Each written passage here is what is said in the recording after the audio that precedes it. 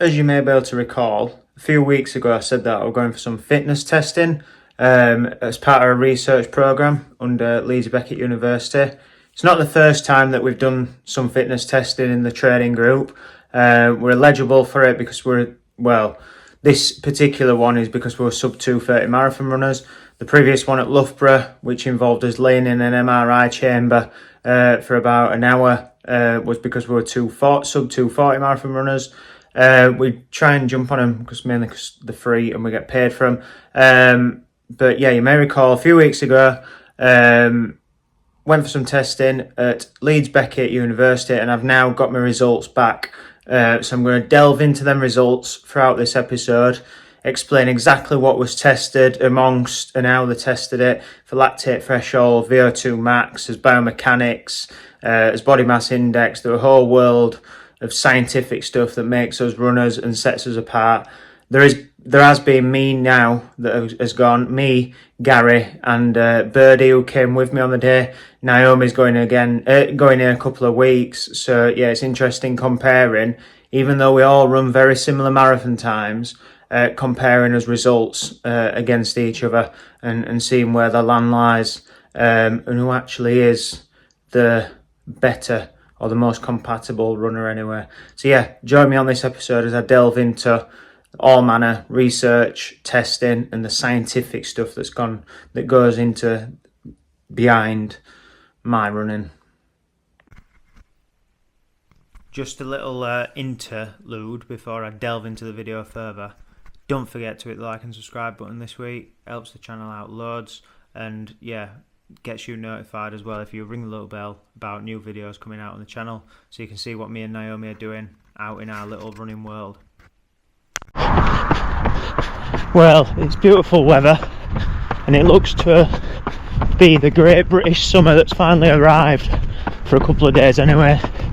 So I thought I brought you outside, or bring you outside, to discuss just exactly what was tested when I paid my visit to Leeds Beckett the other week. So first up anyway, kicking us off, it was body composition, so like skin fold calipers, measurements from certain places of your body. Stop it, that's naughty. And yeah, just checking all your body measurements and what makes your body you. Don't want to go into science and nature and like gods and stuff. So yeah, that was quite interesting. Me and Naomi have some scales at home, the Garmin Connect ones, that do all that as well. So it was quite good to obviously align them against that and see how accurate they are. Turns out they're pretty accurate. So yeah, that's a good thing. At least we know we're using the right tools.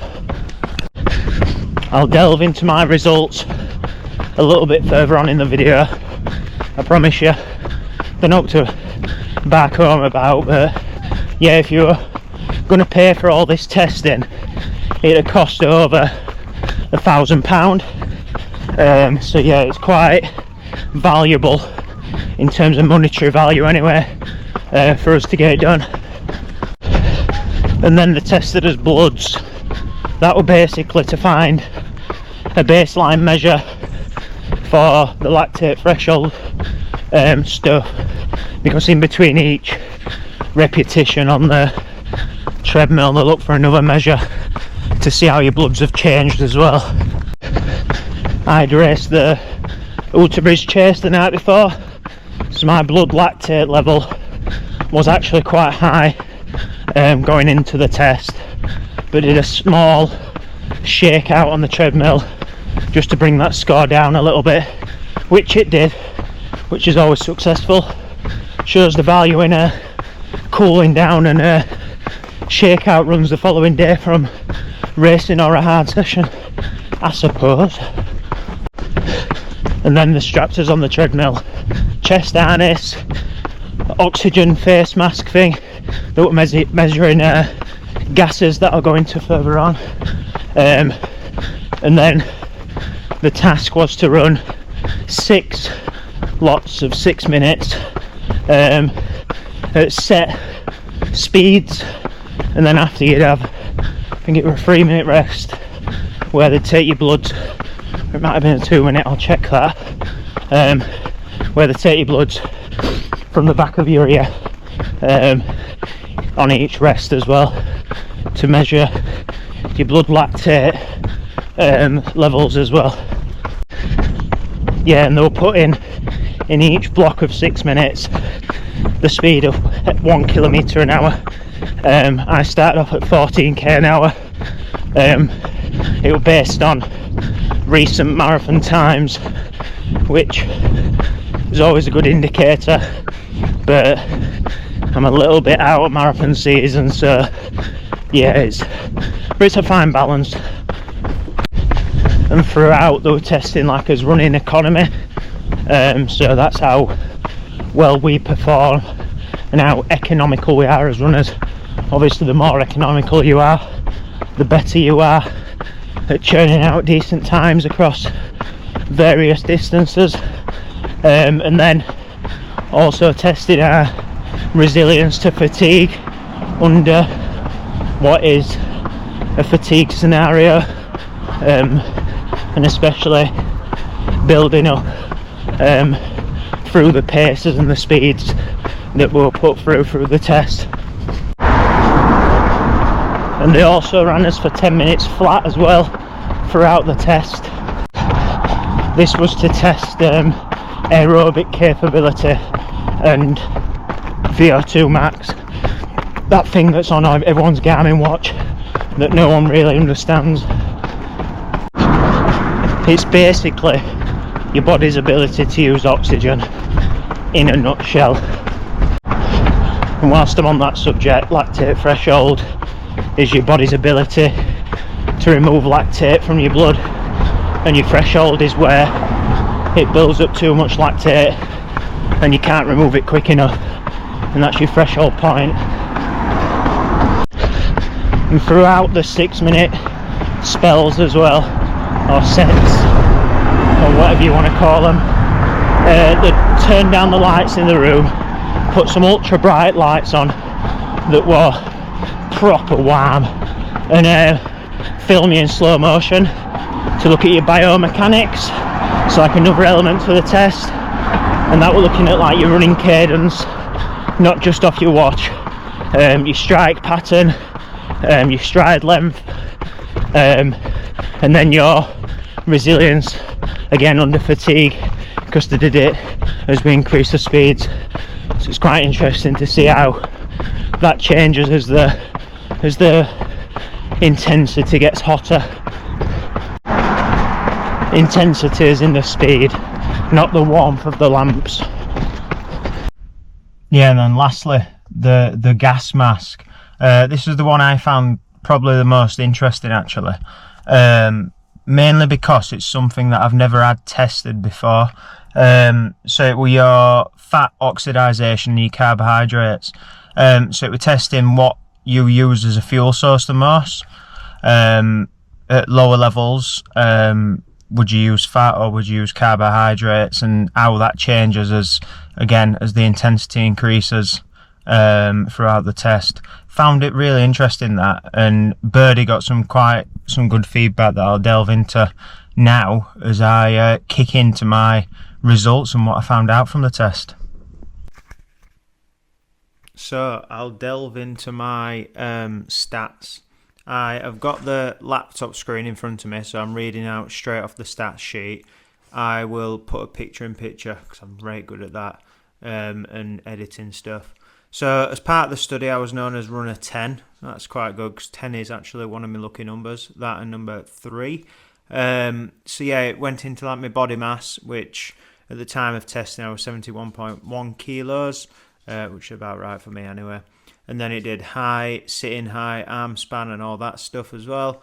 And then into like more detail around size of my massive biceps. Excuse Piper, she's just deciding to have a drink whilst I'm recording. And then it did like different like waist measurements, hip measurements and calf and stuff like that as well. And then it put me into a little bit of a graph. So where I sit in terms of like what sort of body type I am. So as I can see, like on the graph, I am more mesomorph than endomorph, and I lead slightly towards the ectomorph side of the scale as well, on the X and Y axis of that. Gave me a BMI, which I don't believe in BMI, but a BMI score of 22.7, and then my muscle mass and my bone mass. So it gave me a muscle mass of 47.11% out of my 71 kilos, and then a fat mass as well, which it gave me around 9% or 5.9%, depends on which calculation that they used. So yeah, quite interesting. And my scales at home actually say that I've got 7% body fat, so 5 and 9, a good average is 7% in it. So yeah, kind of just reinforced the fact that most of my scales that I'm using are correct, really. And then put it in a fancy pie chart. But yeah, quite detailed in terms of like what it offered, in terms of like knowledge in your body composition. Yeah, so the proper nitty gritty as well. So it was a physiological assessment report. That was the official title of the test. The lactate threshold testing, I did check it. It was 6 minutes off 3 minutes. And in the 3 minutes block, they took our bloods. So yeah, quite interesting. The VO2 max then, it gave me a score of 63.9, which on watches, the VO2 max score I've actually got on my Garmin at the minute is 73. So yeah, a little bit off in terms of what's on my Garmin. And then it also gave you the amount of oxygen in terms of litres, what you consume in a minute. So mine's 4.55. I'd need to check that myself against normative data to see if that's good or bad. I'm assuming it's quite good, given my write-up that they've done below. It gave me a speed that I was actually going at as well when I achieved my VO2 max. But yeah, it was kind of skewed because I had raced the night before and I had raced the night before that as well. So yeah, my data is probably not as accurate or as strong as what it could be. And then yeah, my max heart rate throughout the test was 175, which is quite concerning because when I do race, my max heart rate in races is like 173, 174. So yeah, performing near enough at max. And then my SpO2, which is the amount of like good oxygen in your blood. No, it's not. No, I'm right. I've just checked it. So it's your oxygen saturation, which is the measurement of how much oxygen is in your blood and how much your blood's carrying around as a percentage. People that are good are between 90 to 99 or 95 to 99. I was right on 95, so I'll take that.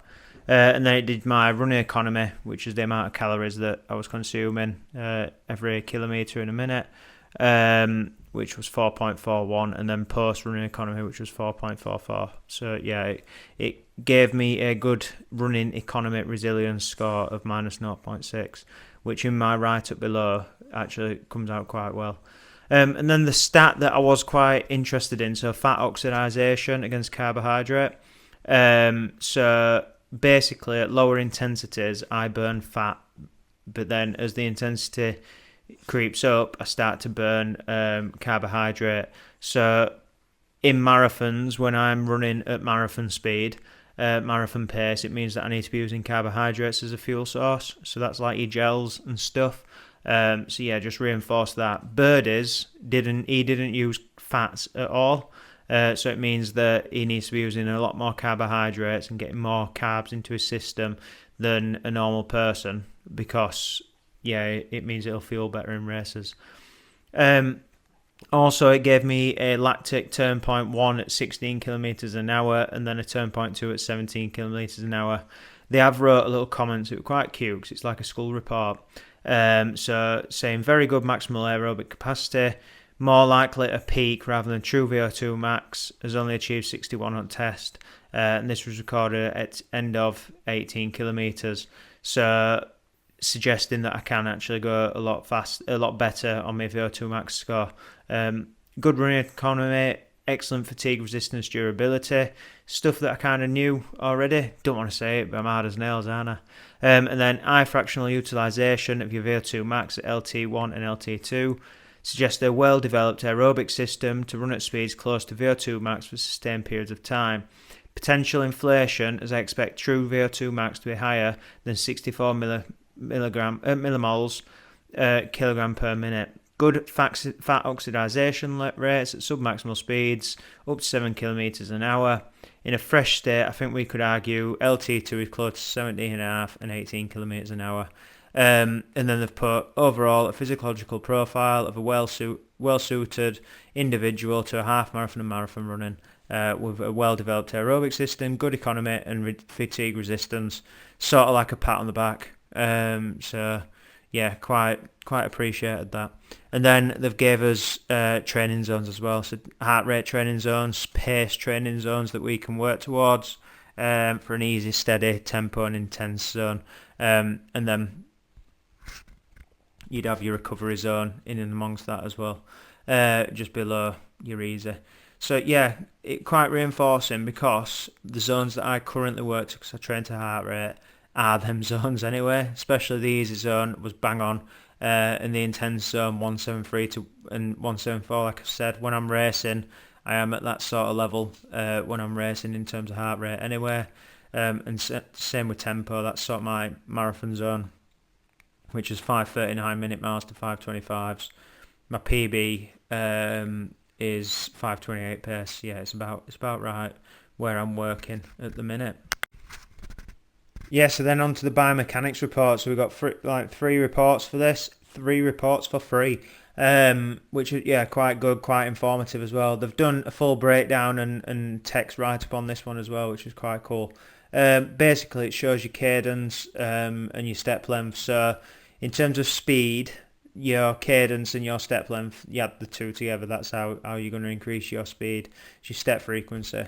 So yeah, they've put on the report, we see a steady rise in step length as speed increases, which, yeah, is normal for me. That's what I know that I do, with small increase in cadence. And then you maintain about 180 steps a minute, which, yeah, I know that's what I do. So it's reinforcing that all the data that I'm collecting in my own training is right.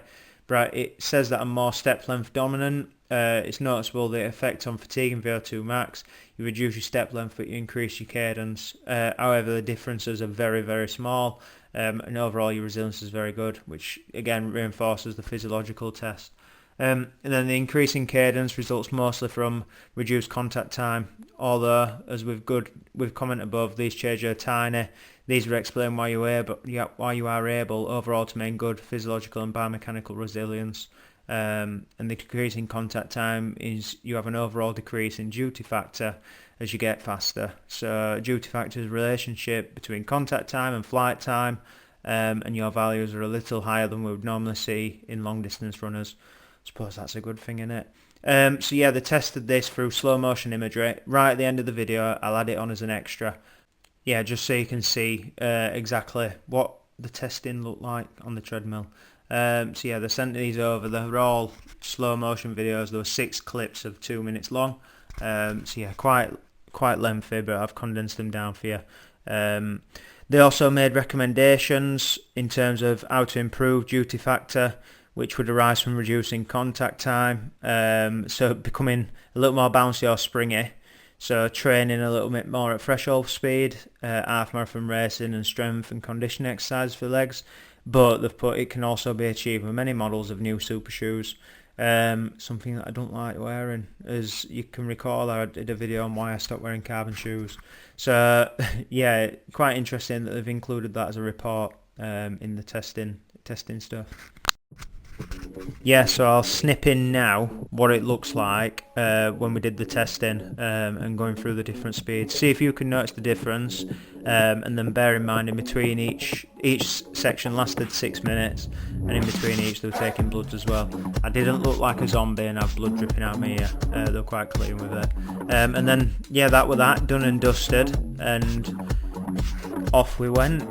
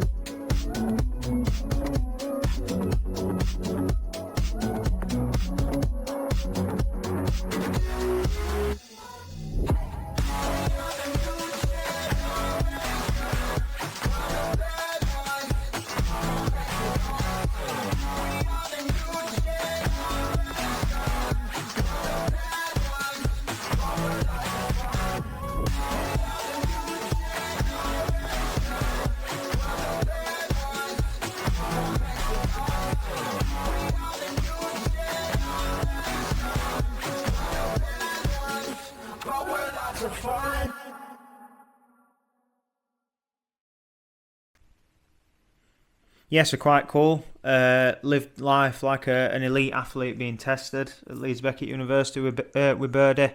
They spoke to us quite well as well, and they sent us over a £50 Amazon Prime voucher for taking us bloods and making us run a little bit on treadmill. We did about 9 mile all in total, so yeah, we're a decent morning out on a Thursday at Leeds Beckett. Since we've recommended obviously Gary to go, who's been and got his results. It's quite interesting comparing.